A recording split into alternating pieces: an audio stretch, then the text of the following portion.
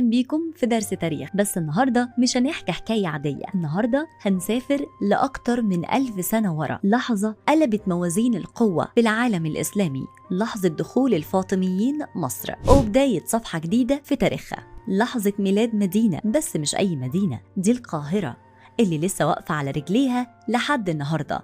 بس قبل ما ندخل على الحدث الكبير لازم نسأل مين هم الفاطميين وإزاي ظهروا وإزاي قدروا يوصلوا لمصر. الحكاية بدأت في مكان بعيد جدا عن النيل في جبال المغرب، ومن هناك انطلقت شرارة حلم كبير، حلم اسمه الدولة الفاطمية. الفاطميين كانوا فرع من الشيعة، بالتحديد من الطائفة الإسماعيلية، وكانوا شايفين أن الحكم والخلافة لازم تكون من نسل فاطمة الزهراء بنت النبي محمد. الدعوة الفاطمية بدأت في المغرب، وكان اللي قادها واحد اسمه أبو عبد الله الشيعي، وبعد سنين من التنظيم السري والتحضير قدروا يسقطوا دولة اسمها الأغلبة، وأعلنوا قيام الدولة الفاطمية سنة 909 ميلاديا. أول خليفة فاطمي كان اسمه عبيد الله المهدي، وقالوا انه من نسل فاطمه الزهراء. بس على فكره في ناس كتير شككوا في نسبه ده وقالوا انه ادعى ده عشان يبرر الحكم. المهم الفاطميين اتوسعوا، ومع الوقت بقت عيونهم على مصر، لان مصر كانت قلب العالم الاسلامي، ولو سيطروا عليها يبقى الطريق مفتوح للشام والحجاز، حتى الخلافه العباسيه نفسها. وسنه 969 الخليفه الفاطمي المعز لدين الله بعت جيش بقياده واحد عبقري اسمه جوهر الصقلي. جوهر دخل مصر من غير مقاومة كبيرة، لأن وقتها مصر كانت تحت حكم الإخشيديين وكانوا ضعاف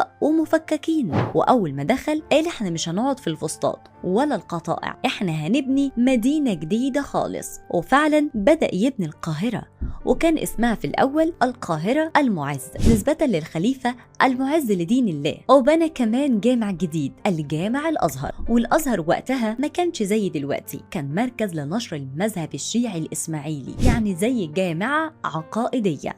بس مع الوقت بعد ما الدولة الفاطمية وقعت الأزهر اتحول لمركز سني، وبقى من أهم المؤسسات الدينية في العالم الإسلامي. خلينا نروح لجوهر الصقلي. جوهر الصقلي ما كانش مجرد قائد عسكري، ده كان إداري شاطر جدا، قدر يأمن مصر، يبني القاهرة، ينظم شؤون الدولة، ويمهد الطريق لحكم فاطمي طويل. ومن القاهرة بقت مصر هي عاصمة الدولة الفاطمية الجديدة بعد ما كانت في المهدية بتونس. الفاطميين كانوا مختلفين شوية، كان عندهم طقوس خاصة ومعتقدات مش دايما مفهومة لعامة الناس، بس بصراحة ما نقدرش ننكر انهم ساهموا في نهضة علمية وثقافية كبيرة، وده اللي هنحكيه في الحلقات اللي جاية. بس زي ما كان ليهم مجد برضو كان ليهم نهاية مأساوية.